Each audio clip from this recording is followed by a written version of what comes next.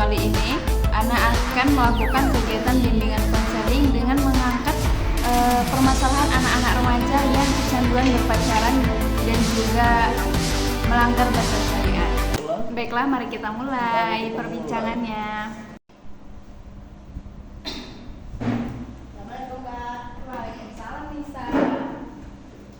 Apa kabar? Alhamdulillah baik Kak.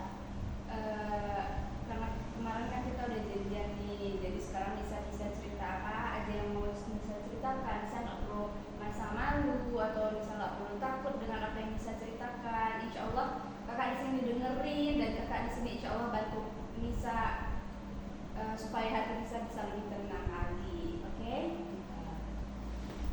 Baiklah, sebelum mulai kakak cuma mau bilang dalam konseling Islam ini kita tuh nggak saling menghakimi ya, misal kita sama-sama belajar mencari jalan yang insya Allah ridhoi. Kamu siap ya?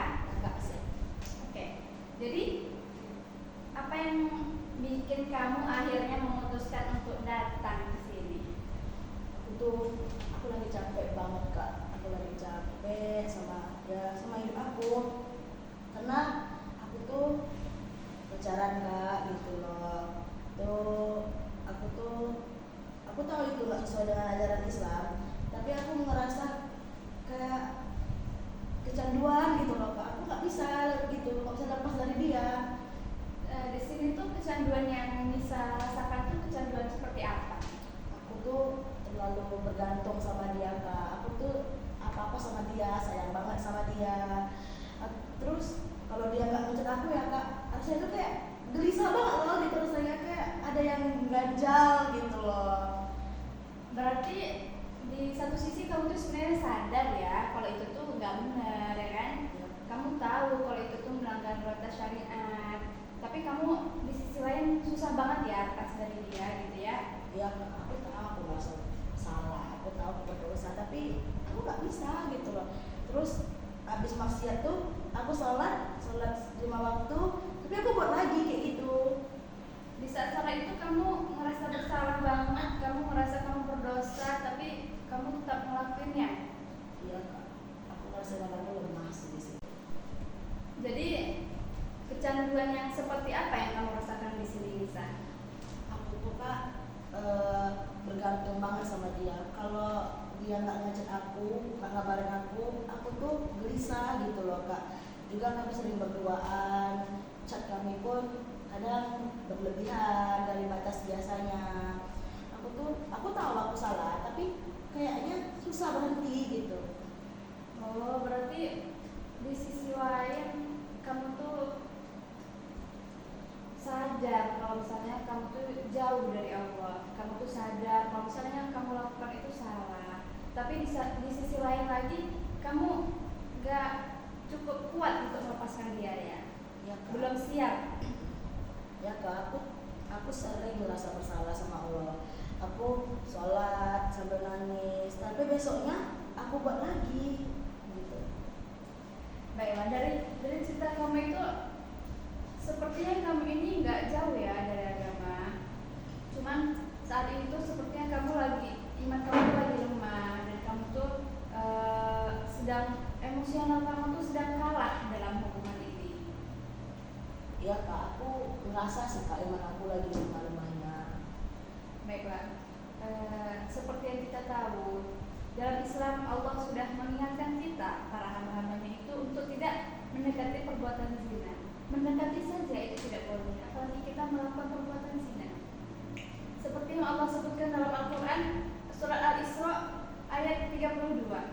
Wala taqrabuz zina innahu kana fahisyatan wa sa'a sabila.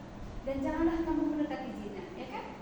Jadi hal-hal yang mendekati zina itu sudah dilarang oleh Allah. Aku baru benar-benar merasa sekarang Kak, ternyata aku udah terlalu jauh banget dari Allah. Hijrah itu bukan tentang langsung sempurna dalam hijrah kita, langsung naik ke tingkat yang langsung terbebas dari perbuatan-perbuatan yang tidak baik. Tidak. Hijrah itu tentang ketika kita berani memulai dan kita tidak menyerah. Tapi Kak, aku takut, aku nggak bisa, aku nggak kuat. Nggak apa-apa. takut itu kan manusiawi, setiap orang punya rasa takut. Takut nanti di tengah jalan kita berhenti hijrah karena omongan-omongan orang, takut kita nggak kuat, ya kan? Nggak apa-apa, itu namanya manusiawi. Yang penting kamu jangan nyerah dan terus berusaha untuk tetap istiqomah dalam hijrah kamu. Sekarang kakak mau nanya dulu nih sama Nisa. Jadi sekarang itu Nisa tuh pengennya Nisa terbebas dari kecanduan hubungan-hubungan yang gak baik ini atau gimana? Ya kak, saya pengen bebas dari hubungan dengan Allah ini. Juga bisa pengen kembali lagi ke jalan yang benar, pengen beribadah dengan tenang gitu loh kak. Jadi gimana kak solusinya? Oke, pilihan Nisa itu udah sangat bagus karena hubungan-hubungan yang seperti ini, apalagi hubungannya itu belum halal ya Nisa ya. Jadi pastinya hubungan yang seperti itu tuh tidak diridhoi oleh Allah. Seperti yang kita tahu bahwasannya ketika hubungan itu tidak diridhoi oleh Allah, maka pasti akan banyak hal-hal yang membuat kita terbebani. Karena hubungan itu memang tidak diridhoi. Jadi hal-hal yang kita lakukan itu membuat kita merasa was-was, membuat kita merasa tidak nyaman. Maka dari itu kita lebih baik keluar dari zona-zona seperti ini. Oke, baiklah kita bahas langkah nyatanya ya sekarang ya. Sekarang yang pertama, hal pertama yang bisa lakukan mungkin itu mengakhiri hubungan itu atau pacaran itu secara baik-baik. Itu yang pertama. Setelah itu bisa membatasi komunikasi sama laki-laki itu, baik laki-laki itu ataupun laki-laki lainnya yang mungkin arah-arah komunikasinya itu menuju hubungan-hubungan yang sama seperti ini. Jadi bisa kita batasi itu semua, ya. Lalu yang ketiga, mengalihkan perhatian dari yang biasanya kita tuh kayak pengennya chatan, pengennya teleponan, pengennya VC-an, kita bisa alihkan perhatian seperti itu menuju hal-hal yang bermanfaat, seperti bisa mengaji, atau bisa belajar, atau bisa pergi keluar bersama teman. Yang penting berusaha sekuat mungkin untuk mengalihkan hal-hal seperti itu, sehingga kamu terjauh dari bayang-bayangan dan ketergantungan emosional itu, ya. Terus yang terakhir itu coba kamu tanya ke dia, laki-laki itu, apakah dia niat ingin serius atau dia belum siap untuk serius. Jika dia sudah siap untuk serius, maka kita pilih jalur yang sesuai syariat. Yaitu seperti yang kita tahu, jalur yang sesuai syariat hanyalah ta'aruf. Nah, jika dia sudah siap, minta kepada dia untuk bertaruh. Jika dia belum siap, maka kita putuskan secara baik-baik seperti yang tadi sudah kita sebutkan di atas. Jadi saya masih ada kesempatan ya kak untuk kembali ke jalan yang benar itu. Ya, selalu ada kesempatan, selalu ada jalan untuk kita kembali kepada jalan yang benar ketika kita mau untuk kembali taat kepada Allah Subhanahu Wa Taala. Sekarang Anda mau nanya nih sama Nisa, cinta itu seharusnya bikin kita dekat dengan siapa? Nah, seharusnya bikin kita dekat sama Allah kan?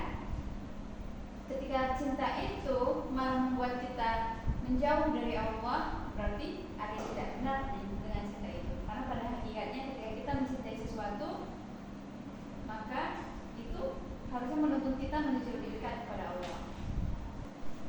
Pernah nggak kamu mikir, kenapa ya aku ngelakuin ini? Aku tahu loh ini salah, tapi kenapa masih aku lakuin? Sering kak, aku sempat pikir aku munafik gak sih kayak gini gitu loh. Tapi aku gitu. Sebenarnya ini bukan munafik ya Nisa. Inilah yang dinamakan dengan perjuangan melawan hawa nafsu. Karena setiap manusia itu punya tantangannya dalam menahan nafsunya. Makanya itulah yang paling sulit, yaitu melawan hawa nafsu kita sendiri. Kalau kamu nggak punya iman, maka kamu nggak akan merasakan ini. Berarti harusnya kita itu bersyukur karena berarti bisa masih memiliki iman di dalam hati bisa.